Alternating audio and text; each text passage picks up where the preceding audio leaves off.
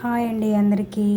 ఇవాళ ఏం చేస్తాను అనుకుంటున్నారా? కొన్ని కూడా నీళ్ళు లేకుండా చికెన్ ఫ్రై చేస్తాను. ఎలా చేస్తానో చూపిస్తాను. ఇది కేజీ చికెన్ నీట్గా కడుక్కున్నాం.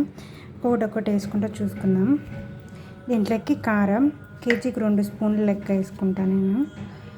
2 స్పూన్లు. దీనికి సరిపడంత ఉప్పు. మీరు చికెన్ తీసుకునే దాన్ని బట్టి వేసుకోండి, ఓకేనా? దీంట్లోకి కొంచెం పసుపు. దీంట్లోకి అల్లం వెల్లిగడ్డ పేస్ట్ ఇప్పుడే చేసుకున్నా. మీరు కూడా ఎప్పుడు చేసుకున్నా కానీ వేసుకోండి, సరేనా? దీంట్లో కొంచెం అల్లం వెల్లిగడ్డ పేస్ట్ కొంచెం ఎక్కువే పడుతుంది. ఒక 3 టేబుల్ స్పూన్స్ వేసుకున్నాం. వేసుకొని ఇదంతా బాగా కలుపుకోవాలి.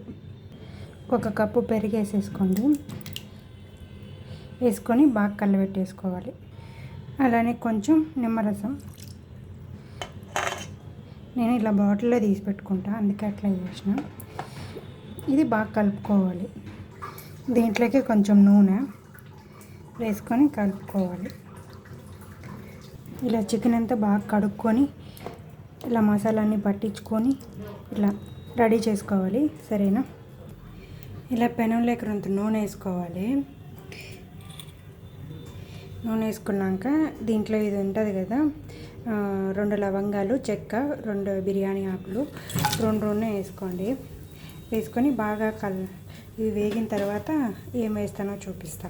చూసారా, బిర్యానీ ఆకులు వేగిపోయినాయి. ఎర్రగడ్డలు వేసేసుకున్నాం. ఎర్రగడ్డలు అనేది కొంచెం సన్నగా కట్ చేసుకోవాలి.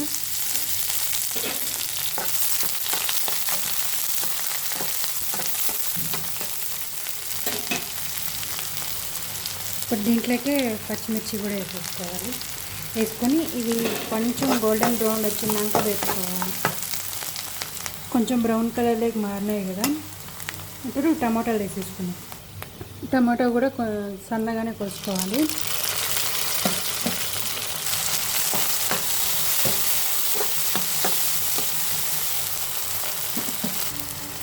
దీంట్లోకి ఒక 1/2 టీ స్పూన్ ఉప్పు వేసేసుకున్నాం.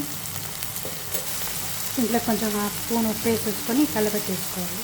ఇప్పుడు దీంట్లోకి 1 స్పూన్ అల్లం వెల్లుల్లి పేస్ట్ వేసుకొని వేపేసుకోవాలి. పచ్చేస్తుంది అంతా వేగిపోయింది కదా. ఇప్పుడు చికెన్ తీసుకొని వేసేసుకున్నాం. చికెన్ ఒక అర్ధగంట నానబెట్టుకోవాలి అని చెప్పాలి కదా, అంతే.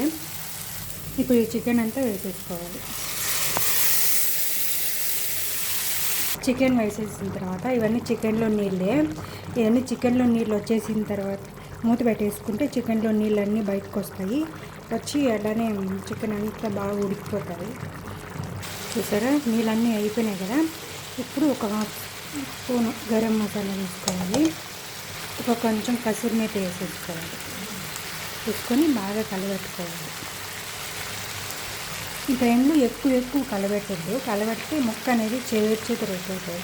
జస్ట్ లైట్గా కలిపినట్టు కలుపుకోవాలి, లేదంటే ముక్క అనేది పాడైపోతుంది, సరేనా? చూసారా, చికెన్లోంచి వాటర్ అన్నీ అయిపోయి నూనె అనేది వచ్చేసింది. అంతే, ఇంకా కొంచెం సేపు ఫ్రై చేసుకోవాలి. ఇంతే, ఒక చుక్క కూడా నీళ్ళు పోయకుండా చికెన్ ఫ్రై. టేస్ట్ అయితే చాలా బాగుంటుంది.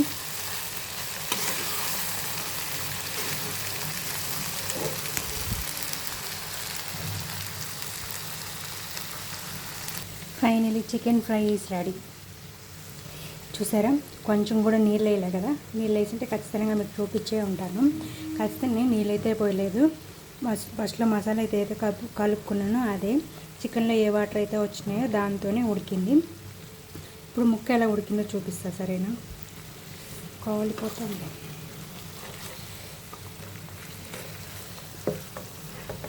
చూసారా,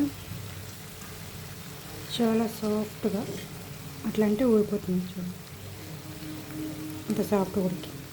ముక్కలు కూడా చెదురు అయిపోలేదు కదా. చూడండి, చికెన్ ఫ్రై ఎంత బాగా వచ్చింది.